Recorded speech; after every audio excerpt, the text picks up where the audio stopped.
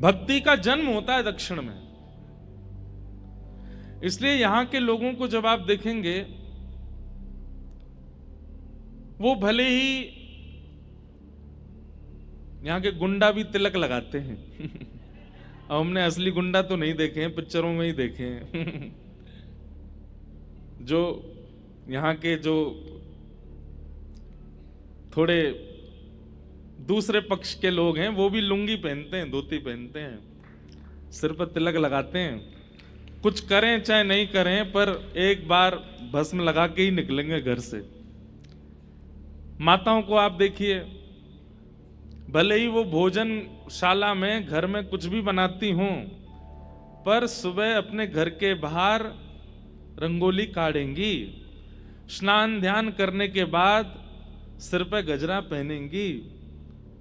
चाहे कितनी भी अत्याद्भुत आधुनिक व्यक्ति क्यों ना हो, विवाह में धोती ही पहनेगा, तिलक जरूर लगाएगा।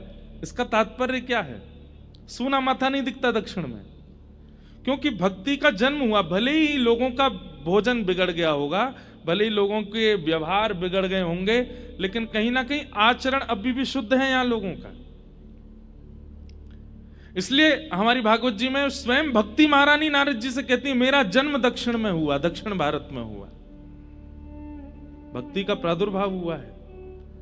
हम आपसे कोई अतिशयोक्ति में नहीं बोल रहे हैं इस बात को, यह वास्तविकता है कि भारत के किसी भी कोने में आप जाकर के अगर भक्ति की साधना को प्रकट करना चाहेंगे तो जितना ज्यादा समय लगेगा उसका 50% और कम कर दिया जाए, घटा दिया जाए, उतनी जल्दी भक्ति का प्रादुर्भाव यहां हो सकता है, क्योंकि यह जन्म स्थान है भक्ति का।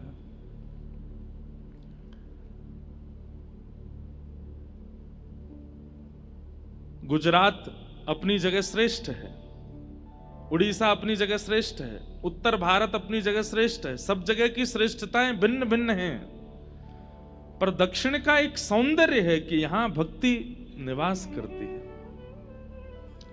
हमारे यहां तो लोग व्यवहार में भी भक्ति को छोड़ देते हैं, आचरण में भी नहीं लाते। तिलक स्वरूप भी तब धारण करते हैं जब कहीं मंदिर आदि जाना हो, वृंदावन जाना हो, तो यहां छापा लगवा लेंगे बस। होली पर, दीपावली पर, रक्षाबंधन पर कई लोगों के घरों में तो फिक्स ड्रेस है कि वो तभी पहननी है जब घर में दीपावली होगी, वो तभी पहननी है जब रक्षाबंधन होगी, वो तभी पहनना है जब इंडियन फेस्टिवल्स आएंगे। आप कहेंगे महाराज जी आप भेष पर इतना ध्यान क्यों दे रहे हो? व्यक्ति का चित्त अच्छा होना चाहिए ना। हमारी एक बात सुनिएगा, अभी कुछ दिन पहले हम और हमारे पूज्य श्री राधा कृष्ण जी महाराज, पंडित धीरेन्द्र कृष्ण शास्त्री, हम तीनों बैठे थे, तो आपस में चर्चा कर रहे थे कि युवाओं को किस चीज पर ज्यादा प्रेरित करना चाहिए। तो एक विषय हमारे गोवत्स महाराज जी ने छेड़ा और इतनी सुंदर बात उन्होंने बताई कि आज का युवा सबसे पहले तो भेष बदलना शुरू करे। और कैसे शुरू करे? कि सप्ताह में केवल एक दिन ऐसा रखे, जैसे संडे छुट्टी है, जैसे सोमवार व्रत है, मंगलवार हनुमान जी का वार है, ऐसे ही सप्ताह में एक दिन ऐसा रखे कि उस दिन उसको भारतीय परिधान में ही रहना है, तिलक लगाना ही है, धोती पहननी ही है, कंठी धारण करनी ही है, बगलबंदी पहननी। ये एक साल में ये शुरू करे कि हर हफ्ते में एक दिन वो भारतीय वेश पहनेगा। तो हमने कहा कि इससे होगा क्या? बच्चे तो पूछने लगेंगे, आज के युवा पूछेंगे इससे क्या होगा। एक बार गुजरात में एक मंच पर नाट्य हो रहा था, नाटक हो रहा था, और उस नाट्य में भक्त नरसिंह मेहता जी का चरित्र दिखाया जा रहा था। और श्री नरसिंह मेहता जी का जो पात्र बना था, नरसिंह मेहता जी की तरह उसने वस्त्र वेश पहन रखे थे, हाथ में एक तारा लेकर के गा रहे हैं, ठाकुर जी को पुकार रहे हैं। जब नाट्य पूरा हुआ तो उसको इतनी जल्दी थी कि उसने पोशाक नहीं उतारी, वो सीधे बिना पोशाक उतारे ही घर भागा। जब बिना पोशाक उतारे घर भागा तो थोड़ी दूर जाने पर जब एकांत रास्ता बिल्कुल सुनसान हो गया तो उसको अनुभव होता है कि कुछ लोग उसके पीछे चल रहे हैं। जैसे ही वो पलट करके देखता है, ध्यान से सुनिएगा सब लोग, इधर देखो, वो पलट करके पीछे देखता है, तो पीछे देखता है तो क्या देखता है कि अजीबों गरीब रूप वाले लोग उसके आसपास चल रहे हैं। और जैसे उसने पीछे देखा तो वो सब रुक गए। किसी की एक ही आंख है, किसी के 2-3 होठ हैं, किसी की 4-5 नाक हैं, किसी का सिर ही नहीं है। सबको देख करके वो घबरा गया। उसने कहा भैया आप लोग कौन हो? तो वे सब बोले हम अशद शक्तियां हैं, प्रेत समझ लो, भूत समझ लो, अशद शक्तियां हैं। बोले आप लोग मेरे पीछे क्यों चल रहे हैं? बोले तुम्हारे कुकर्मों के कारण हम तुम पर हावी होना चाहते हैं। तुमने अपने जीवन में इतने गलत गलत काम किए हैं, स्त्री व्यभिचार किया है, खान पान अशुद्ध किया है, लोगों के साथ छल किया है, कपट किया है, और तुम्हारा जीवन इतना ज्यादा व्यभिचार में निकला है कि हम तुम पर आक्रमण करना चाहते हैं। तो व्यक्ति बोला तो फिर आक्रमण कर क्यों नहीं रहे हो? तब वे सब बोले तुमने जो भेष पहना है ना नरसिंह मेहता का, इस भेष के कारण तुम बचे हो। हम बस प्रतीक्षा कर रहे हैं कि तुम ये भेष उतारो और हम तुम पे चढ़े, हम तुम पे आक्रमण करें। तुम जैसे ही घर जाकर के धोती उतारोगे, तिलक मिटाओगे, ये पटका उतारोगे और ये गले में जो माला पहन के घूम रहे हो, जैसे ही तुम छोड़ोगे इसको, तुम्हारे ऊपर एक साथ 25 प्रेत आक्रमण करेंगे। वो व्यक्ति बोला आज से मैं प्रण लेता हूं, जीवन भर ऐसे ही रहूंगा ताकि आप लोग मेरे ऊपर ना आओ।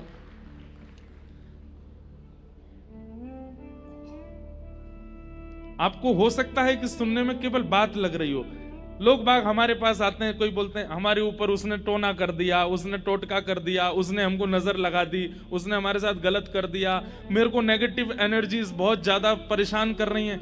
आपको पता है हमसे हजारों लोग रोज मिलते हैं, हजारों लोग ईर्ष्या करते हैं, हजारों लोग नजर लगाते हैं, हजारों लोग नेगेटिव एनर्जीज के साथ मिलते हैं। क्यों कोई फर्क नहीं पड़ता? हमें लगता है इसमें और कोई बात नहीं है, ये भेष की कृपा है, ये भेष की ही कृपा है कि हम इतने बच रहे हैं, ये तिलक की कृपा है कि हम इतने बच रहे हैं, ये शिखा की कृपा है कि इतने बच रहे हैं। आपके दक्षिण भारत में, और आपका दक्षिण भारत का है, कोई हमारा दक्षिण भारत कोई अलग थोड़ा ही है। हमारे दक्षिण भारत में भेष कहीं ना कहीं आज भी बचा है। भले ही व्यवहार में और चित्त में भक्ति नहीं होगी, लेकिन उनके भेष में भक्ति है। भले ही वो असद वस्तु खा रहे हैं, लेकिन खाएंगे काय पे? केले के पत्ते पे। वो बात अलग है कि भाई देखो कलयुग अपना प्रभाव तो दिखाएगा ना, लेकिन किसी न किसी रूप में यहां के लोगों में, हमारे भारतीय भाई बंधुओं में भेष में भक्ति का दर्शन होता है। इसलिए हमारी आपसे प्रार्थना है, यहां भक्ति नृत्य करती है, भक्ति का जन्म स्थान है दक्षिण भारत।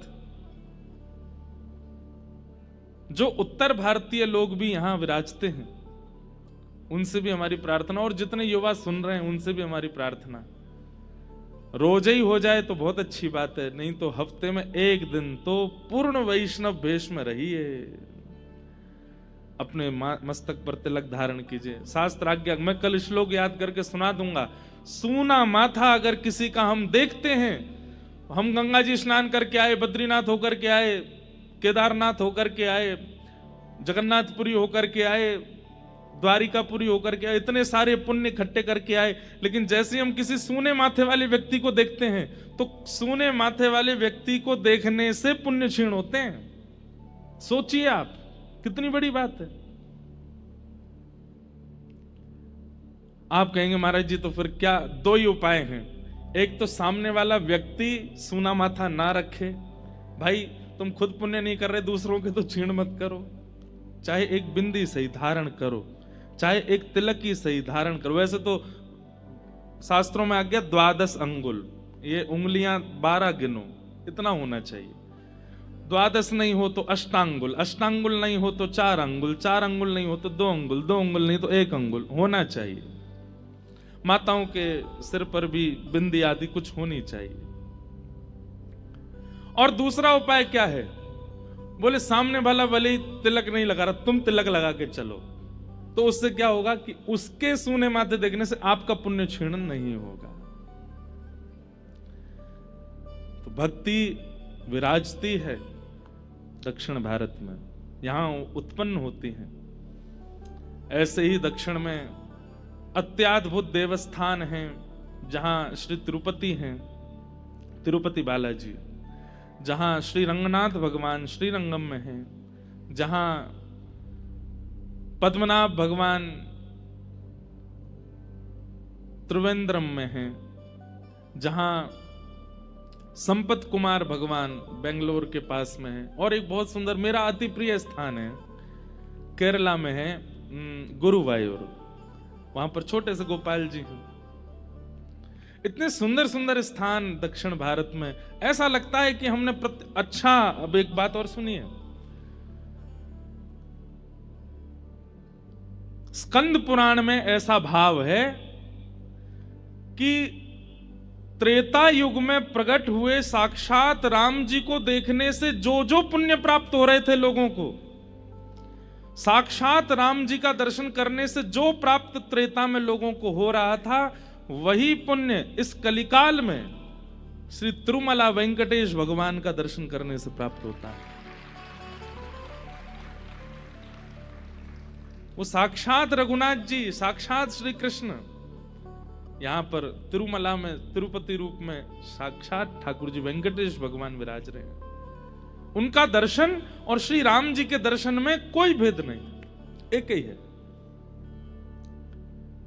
ऐसे अत्याद्भुत स्थान आपके दक्षिण भारत में है, आप यहां रहते हैं, आप सबको हमारा बहुत बहुत प्रणाम, बहुत बहुत वंदन, बहुत बहुत स्वागत।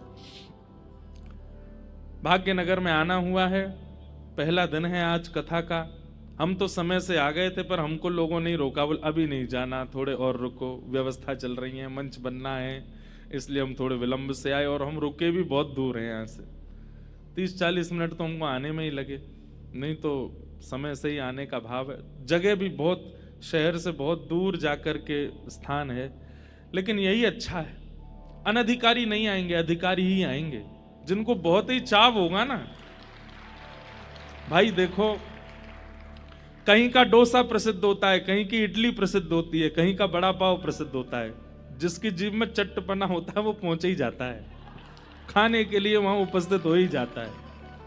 अब आपके घर के भारी बड़ा पाव है तो आप साल में एक ही बार खाते होंगे, या 2-2 साल तक खाते ही नहीं होंगे, लेकिन दूर होता है तो फिर जाते भी हैं। तो ऐसे ही जिनके चित्त में निश्चित ही श्री प्रियालाल जी के दिव्य लीला को सुनने का अत्यंत चाव होगा, वो कैसे भी आ जाएंगे, बस पकड़ के आएंगे, ऑटो पकड़ के आएंगे, बाइक से भग के आएंगे, रेनकोट पहन के आएंगे, आ ही जाएंगे। और उनमें से आप सब लोग हैं, इसलिए आप सब लोगों को बहुत बहुत प्रणाम। मैं तो पहले जगह मैंने कि भाई इतना दूर शहर से, लेकिन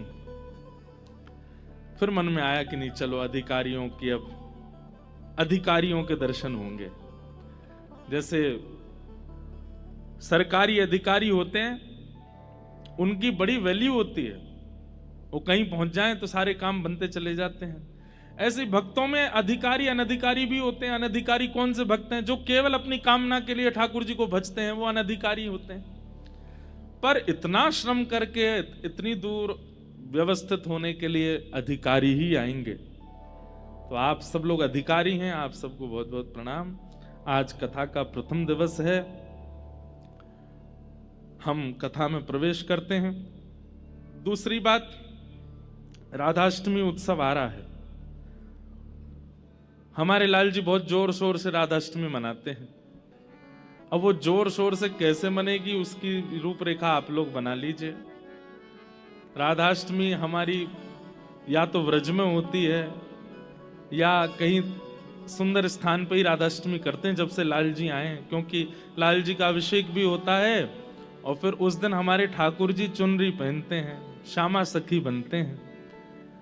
साल में 2 बार हमारे ठाकुर जी लाली बनते हैं, एक तो राधाष्टमी पर और दूसरे एक श्यामा सखी का श्रृंगार प्रणाली है श्रीनाथ जी में, उस दिन ठाकुर जी सखी बनते हैं। पर अभी व्यस्तता के कारण केवल साल में एक ही बार सखी बनते हैं और वो राधाष्टमी को ही बनते हैं। उस दिन हमारे लाल जी पीताम्बर आदि नहीं पहनते, उस दिन तो बढ़िया सुंदर ठाकुर जी जो माताओं का श्रृंगार होता है चुनरी आदि ओढ़ करके बढ़िया बनते हैं। तो पहले अभिषेक होगा, फिर ठाकुर जी का श्रृंगार होगा, फिर ठाकुर जी उस दिन पालना विराजेंगे। और वैसे तो फिर दधी काना होता है। अब दधी काना यहाँ हो पाएगा तो करेंगे, नहीं हो पाएगा तो फिर जैसे हम करे बिना मानेंगे नहीं हम, वो तो होगा। जब लाल जी का उत्सव इतना धूमधाम से, हमारे व्रज में लाल जी का उत्सव फीका हो जाता है।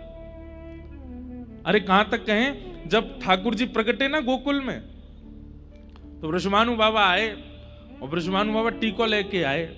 टीको कहते कहें रोका करवे आए लाला को, दुनिया तो बधाई लेके आई है और श्री वृषभानु बाबा सीधे टीको ही करवे आए हैं। नंद मेहरगर धोटा जायो, बरसाने ते टीको आयो। नंद बाबा बोले बाबा इतनी सारी सामग्री, बोले सामग्री बधाई ना लेके आयो मैं तो, बोले लाला को ब्याह पक्को करवे आया हूं। नंद बाबा बोले ब्याह तो पक्को करवे आए, लाली तो भई ना अभी। अब कई जगह मत ऐसा है कि श्री जी बड़ी हैं, कई जगह मत ऐसा है श्री जी छोटी हैं। हम तो श्री जी को छोटे ही माने, वैसे तो प्रभाव में तो बड़ी हैं। हमारी माई श्यामा जू को जाके अधीन सदा ही सांवरो, या ब्रज को सिर ताज। हमारे माई श्यामा जू को राज। वैसे तो लाडली जी को राज चले ही है, लेकिन भावना की दृष्टि से दोनों पक्ष हैं। कई पक्षों में श्री जी बड़ी हैं, कई पक्षों में श्री जी छोटी हैं। तो लाडली जी तो अभी भई नहीं है। तो नंद बाबा बोले आप ब्याह को टीको लेके आएंगे, लेकिन लाली तो भई ना अभी। बोले टीको कर जाएंगे तो लाली को आना पड़ेगा, जमाई को पहले ही टीको कर देंगे तो लाली आवेगी। और 1 वर्ष बाद बरसाने में बधाई होने लगी। नंद बाबा, यशोदा मैया, लाला तीनों गए। ठाकुर जी गोद में गए 1 साल के, पीली झंगुली पहन करके, बगनखा पहन करके, सिर पर नेक्सो से मोर पिछ बांध के। ठाकुर जी की गर्दन अब संभलन लगी है, 1 साल के है गए। 2 दतुइयां निकल आई हैं, यशोदा मैया की गोद में चढ़ के गए। तो नंद बाबा बार बार यशोदा मैया से यही कहते जा रहे हैं, बोले हमारे लाला के जन्मोत्सव जैसा उत्सव ना भयो, हमारे लाला को उत्सव बहुत जोरंते भयो, हमारे लाला के उत्सव में ये भयो वो भयो, सब चर्चा करते जा रहे। बरसाने अभी किलोमीटर दूर है और वहीं से ही कहा देख रहे हैं नंद बाबा, पीरे पीरे पीरे पीरे बादल दिखाई दे रहे हैं आकाश में। नंद बाबा बोले ये ऐसे पीरे पीरे बादल, बिल्कुल केसर जैसो रंग। और केसर जैसो रंग बादलन को कब होवे, या तो सूर्य उदय हो रहे हो या सूर्य अस्त हो रहे हो। और इस समय ना तो सूर्य उदय हुआ है ना अस्त हुआ है, मध्याह्न का समय है, 12-1 बजे होंगे दोपहर के, और पीरे पीरे बादल। बोले ऐसो कैसे? तभी पता चली कि महाराज बरसाने में लाली के हैवे पर ऐसो दधी कानो कियो, दही हल्दी केसर मिलाए के ऐसी कीच मचाई है महाराज कि बादर भी केसरी है गए श्री जी के जन्मोत्सव पे। तब नंद बाबा ने दूर से ही समझ गए, बोले हमारे लाला को उत्सव तो फीको पड़ गो, लाडली जी को उत्सव तो अद्भुत है। तो एक प्रकार से हमारे लाल जी की जन्माष्टमी जैसी मनती है, उससे 21 होनी चाहिए राधाष्टमी। और वो जिम्मा अब आप भाग्यनगर वालों को मिला है, तो इसलिए राधाष्टमी पे कोई चूक रह नहीं जाए। भले ही चौथे दिन कृष्ण जन्म होगा कथा में, राधाष्टमी 30 की है, 31 की, 31 की अभिषेक 31 को होएगो और फिर पूरे दिन उत्सव मनेगो 31 तारीख, यानी कि 3rd लास्ट डे कथा का। कथा के अनुसार तो उस दिन गोवर्धन लीला होगी, लेकिन अब उसकी योजना आप लोग सब जो यहाँ के व्यवस्था प्रमुख सब लोग बैठ के बनाओ।